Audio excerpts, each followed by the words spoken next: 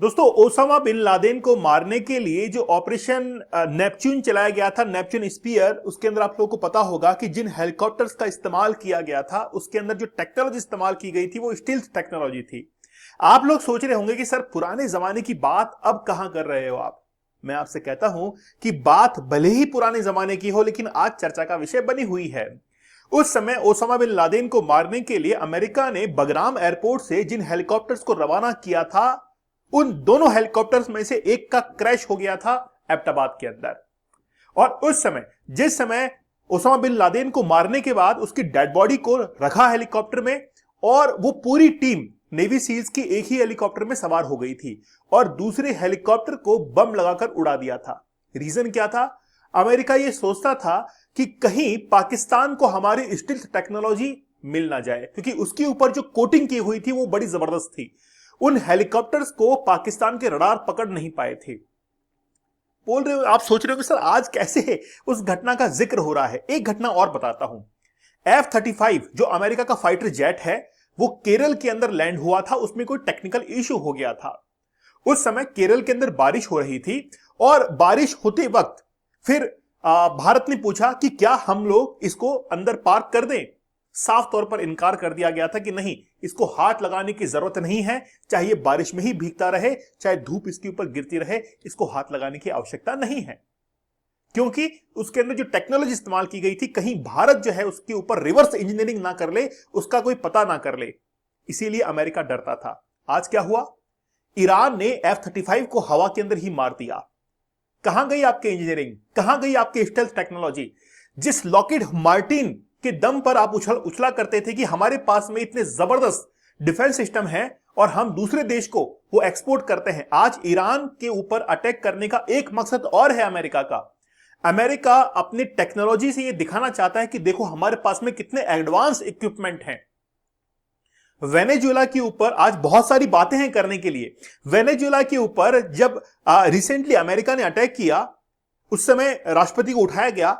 उससे पहले क्या हुआ?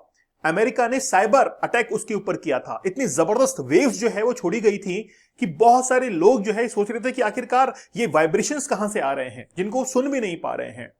सब कुछ रडार वगैरह सब जाम कर दिए गए थे। अमेरिका के पास में ऐसी टेक्नोलॉजी है और अमेरिका अक्सर ऐसी टेक्नोलॉजी का प्रदर्शन किया करता है ताकि दूसरे देश अमेरिका से प्रभावित हो और अमेरिकन टेक्नोलॉजी को लेने के लिए वो भागे कि हमें भी चाहिए, हमें भी चाहिए। तब क्या होगा? अमेरिकन जो डिफेंस मार्केट है उसके प्राइस बहुत हाइक होंगे और अमेरिका जिस चीज की कीमत ₹1 है उसको लगभग हजारों पे बेच पाएगा।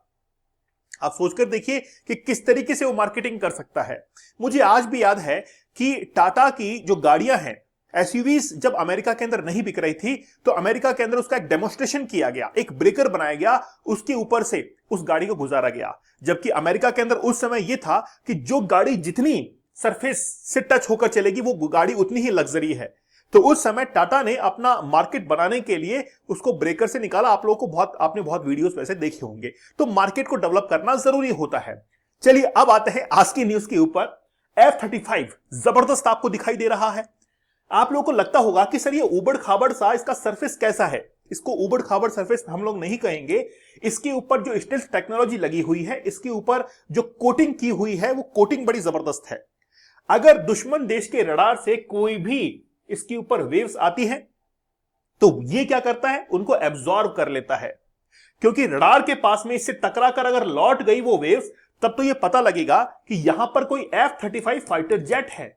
लेकिन अगर उन वेव्स को ये क्या कर लेता है? एब्जॉर्ब कर लेता है, तो फिर क्या होगा? ये स्टील्थ टेक्नोलॉजी से लैस हो जाएगा। इसको कोई डिटेक्ट ही नहीं कर पाएगा। लेकिन डिटेक्ट किसने किया? ईरान ने किया। तो ओसामा बिन लादेन को मारने के लिए जिन हेलीकॉप्टर्स का इस्तेमाल किया गया था उसमें से एक क्रैश हुआ और अमेरिका ने उसको वहीं पर तबाह कर दिया था। ये 2 हेलीकॉप्टर ये वाले थे और अमेरिका ने खास तौर पर कस्टमाइज किया था उस ऑपरेशन को अंजाम देने के लिए। दोस्तों, 75 डेज का हार्ड चैलेंज या फिर 175 डेज का हार्ड चैलेंज आप लोग जरूर ज्वाइन कीजिएगा। मैंने जबरदस्त टेक्निक बताई है इसके अंदर। देखिए, ये चैलेंज उनके लिए नहीं है जिनकी विल पावर बहुत कमजोर है। जिनकी विल पावर कमजोर है लेकिन वो चाहते हैं कि हम लोग एग्जाम को क्रैक करें, बिजनेस को क्रैक करें, वो टेक्निक्स मैंने बताई हैं जिनकी मदद से आप किसी भी एडिक्शन को छोड़ सकते हैं।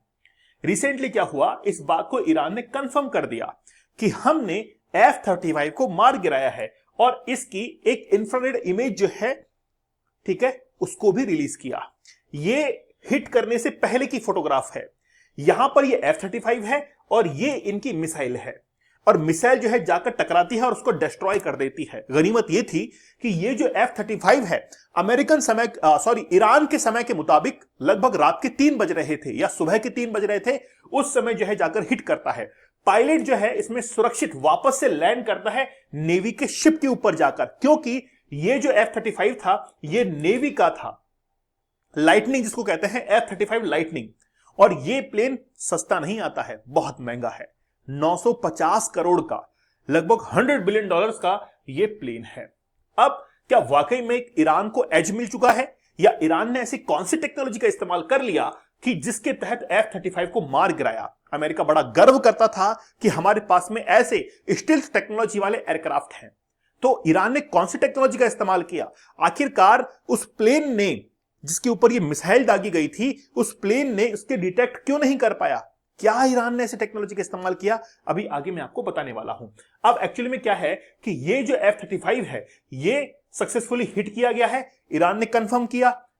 क्या अमेरिका ने कंफर्म किया? हां, अमेरिका ने यह कंफर्म किया कि डैमेज तो हुआ है, और उसको F-35 को डैमेज हुआ, मिसाइल उसको लगी, लेकिन हमने सेफली उसको वापस से लैंड करवा लिया और पायलट जो है सुरक्षित है। इस बात को लेकर अमेरिका ने कंफर्म किया है कि हां ऐसा कुछ हुआ है। और वो कंफर्म कब हुआ?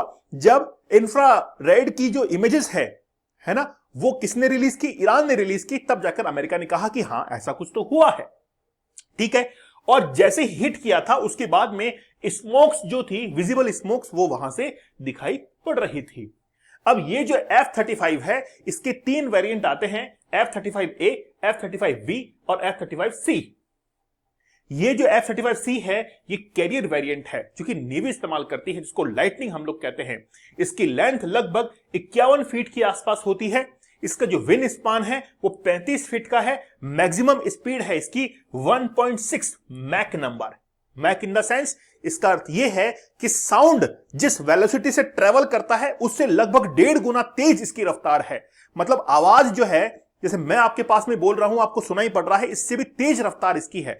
मैक नंबर हम लोग उसको कहते हैं कि जब किसी ऑब्जेक्ट की स्पीड को हम लोग डिवाइड करते हैं उसकी वेलोसिटी से, है ना, ऑब्जेक्ट की वेलोसिटी से, तो ये जो है वो निकल कर आता है साउंड की वेलोसिटी से, ठीक है। तो एक फॉर्मूले के तहत हम लोग इसको निकालते हैं। अब बात यह है कि अगर ये एयरक्राफ्ट एक बार उड़ता है तो लगभग 2 से 2,500 किलोमीटर की दूरी तय करता है। इसकी जो कीमत है वो 950 करोड़ की है। 950 करोड़ की इसकी कीमत है। अब देखिए कितना सोफिस्टिकेटेड ये वेपन है। इसके अंदर मिसाइल्स लगी हुई हैं। पायलट यहां कॉकपिट में बैठता है और पायलट ने वहां से क्या किया, इसको इजेक्ट किया और बाहर निकला और वो सुरक्षित है ना। मतलब यहां पर इजेक्ट करने की जरूरत नहीं पड़ी, वापस से उसने लैंड कर दिया है। अब देखिए किस तरीके से टरबाइंस वगैरह लगे हुए हैं कि एयर इनटेक हो और यहां से ये पूरी को इसको ठंडा करे। ठंडा करने के साथ में ही यहां पर ये क्या करता है, उसको जैसे मान लीजिए कि हवा आगे से ले रहा है पीछे की तरफ छोड़ रहा है, इसका मीन्स है कि वो वेलोसिटी को इंक्रीज करने के लिए इसका इस्तेमाल करता है। तो इसके ऊपर एक जबरदस्त कोटिंग जो है वो की जाती है ताकि कोई भी रडार के पकड़ में ये ना आए और कोई भी मिसाइल इसके ऊपर ना आए, ठीक है। अब ईरान ने आखिरकार कैसे इसके ऊपर अटैक कर दिया वो हम लोग समझेंगे। देखिए ये एक्चुअली में मतलब एक्चुअल इमेज नहीं है, ये पहले की कोई इमेज है जो कि वहां पर इंटरनेट पे थी। मतलब कोई भी अगर F-35 डैमेज होता है तो इस तरीके से डैमेज होता है, लेकिन पहले वाला जो प्लेन है उसको तो लैंड करवाया गया था। अब देखिए ईरान जो है, ईरान के मैप में ही मैं आपको शो करता हूं। ईरान यहां पर है और वो प्लेन लगभग देखिए यहां पर होगा, इस जगह पर होगा। अब लगभग रात के 3 बजे थे और S-300 का इस्तेमाल करते हुए, अब देखिए इस चीज को लेकर ईरान ने भी कंफर्म नहीं किया है कि हमने S-300 को ही इस्तेमाल किया है। ये कयास लगाए जा रहे हैं, ये एक अनुमान लगाया जा रहा है कि ईरान ने S-300 का इस्तेमाल किया होगा। और जिस टेक्नोलॉजी का इस्तेमाल एयरक्राफ्ट के अंदर होता है उसी टेक्नोलॉजी का इस्तेमाल मिसाइल के अंदर किया गया, ताकि उस मिसाइल को वो एयरक्राफ्ट डिटेक्ट ना कर पाए। क्योंकि जो थर्मल रेडिएशंस होती हैं एयरक्राफ्ट के अंदर, उसको तो डिटेक्ट किया मिसाइल ने, और मिसाइल को ये लग गया कि वो थर्मल डिटेक्शन जो है वो कहीं ना कहीं कहां आसमान के अंदर है, स्काई के अंदर है। और जैसे ही वो थर्मल डिटेक्टर उसको डिटेक्ट करता है तो ये मिसाइल जाकर हिट करती है। सबसे बड़ा बेनिफिट तो यह था कि लगभग 3 बजे जो है वो इतना अवेयर भी ये नहीं होगा। और दूसरी बात यह है कि उसकी रडार के पकड़ में नहीं आया, क्योंकि इसके पास में भी कोई स्टील्थ टेक्नोलॉजी होगी जो अब तक तो पता नहीं चली कि आखिरकार कौन सी टेक्नोलॉजी का इस्तेमाल किया है, क्योंकि ईरान ने रिवील नहीं किया है। हां, बात यह है कि ईरान ने जरूर इसको कस्टमाइज किया होगा, क्योंकि S-300 जो है वो पकड़ में आता है। S-300 एयर डिफेंस सिस्टम है रशिया का। ये जो 300 है इसके अंदर, जैसे S-300, S-400, S-500, ये इसकी 100 किलोमीटर के अंदर रेंज होती है। अगर S-500 होगा तो 500 किलोमीटर की रेंज होगी। इंडिया के पास में S-400 है। इंडिया ने कहा रशिया से कि हमको भी S-500 चाहिए। ईरान के पास में S-300 है, तो 300 किलोमीटर जो है उसने इस रेंज को हिट किया होगा। अब जिस मिसाइल का इस्तेमाल किया S-300 ने, वो तो इजीली डिटेक्टेबल होती है, लेकिन हो सकता है कि ईरान ने इसको कस्टमाइज किया होगा कि थर्मल जो डिटेक्शन आती है, थर्मल जो रेडिएशंस आती हैं, उन रेडिएशंस को जाकर ये हिट करे और रडार के पकड़ में ना आए। इस तरीके से ईरान ने इसको क्या किया होगा, कस्टमाइज किया होगा। क्योंकि ईरान ने इस बात को बताया नहीं कि हमारे पास में वो मिसाइल कौन सी है, कि आखिरकार हमने कौन सी टेक्नोलॉजी जो है उसके अंदर इस्तेमाल की है। अब बात यह है कि लॉकहीड मार्टिन जो है, लॉकहीड मार्टिन, उसके शेयर्स आप देखेंगे डाउनफॉल की तरफ हैं। पहला, अमेरिका जो डिफेंस सिस्टम है उसको कहीं ना कहीं डाउनफॉल का सामना करना पड़ेगा, क्योंकि जिस समय ऑपरेशन सिंदूर को हमने अंजाम दिया था उस समय पाकिस्तान के जो एयरक्राफ्ट थे जो कि चाइना से लिए हुए थे, उनको भी हमने शॉट डाउन किया था। तो चाइना का जो डिफेंस मार्केट था वो डाउनफॉल की तरफ आया, तो इफेक्ट तो देखने को मिलेगा। आज अमेरिका दूसरे देशों को टेक्नोलॉजी देता है तो कहीं ना कहीं विश्वास जो है वो खराब होगा कि नहीं, अमेरिका को ज्यादा ही ओवर वैल्यूड करता है, ओवर हाइक बनाता है अपने डिफेंस सिस्टम की। ऐसा नहीं है। इससे बढ़िया तो रशिया का है S-300, जिसने F-35 को मार गिराया। तो आज ईरान ने यह दिखा दिया है कि कहीं ना कहीं हम लोग इस युद्ध के अंदर एज रखते हैं। ईरान को यह पता था कि आज नहीं तो कल अमेरिका हमारे ऊपर अटैक जरूर करेगा, इसलिए ईरान पहले से ही तैयार था कि हमको करना क्या है। इतना लंबा समय मिल चुका था, 2016 से लेकर आज 2026 से 10 साल का समय ईरान को मिला, और उस समय ईरान ने, इस समय के अंदर ईरान ने अपने आप को बना लिया, और आज वो रिटालिएट कर रहा है अमेरिका के ऊपर। हो सकता है कि इस युद्ध के अंदर अमेरिका हार जाए, या हो सकता है कि ईरान हारकर भी जीत जाए। दोनों पॉसिबिलिटीज इसमें लग रही है। दोस्तों, डीप वर्क का ये कोर्स बड़ा जबरदस्त है, इन द सेंस कोई भी काम करें उसमें खो जाए, लेकिन खोने की वो टेक्निक तो चाहिए, ताकि हम लोग अपने फोकस को इंप्रूव करके अपने एग्जाम्स के रिजल्ट को बना ले जाएं, किसी बिजनेस को क्रैक कर दें, क्योंकि उसमें इन्वॉल्व होने की जरूरत है, डीप वर्क करने की जरूरत है। वही 30 टेक्निक मैंने इसमें बताई हैं। आप लोग 75 डेज का हार्ड चैलेंज, 100 डेज का, या फिर सीधा 175 डेज का हार्ड चैलेंज ले सकते हैं। अगर मैंने इसमें देखिए इसमें साइकोलॉजिकल टेक्निक्स बताई हैं, वो टेक्निक्स बताई हैं जो कि रिसर्च पेपर पर बेसिस है, तो आप लोग जरूर इनको अवेल कीजिएगा, इनको फॉलो कीजिएगा। डेली चैलेंजेस मैंने बताए हैं, और लाइव सेशंस आपके लिए हैं। बहुत एनर्जेटिक ये सेशन है, आप लोग जरूर जो है इसमें इन्वॉल्व होइएगा, और ये आपके एडिक्शन को खत्म कर देगा। ठीक है, चलिए दीपक इंदौरा ऑफिशियल टेलीग्राम पर जरूर ज्वाइन कर लीजिएगा। तो मिलते हैं आप लोगों से अगले सेशन में, तब तक धन्यवाद, थैंक यू, जय हिंद।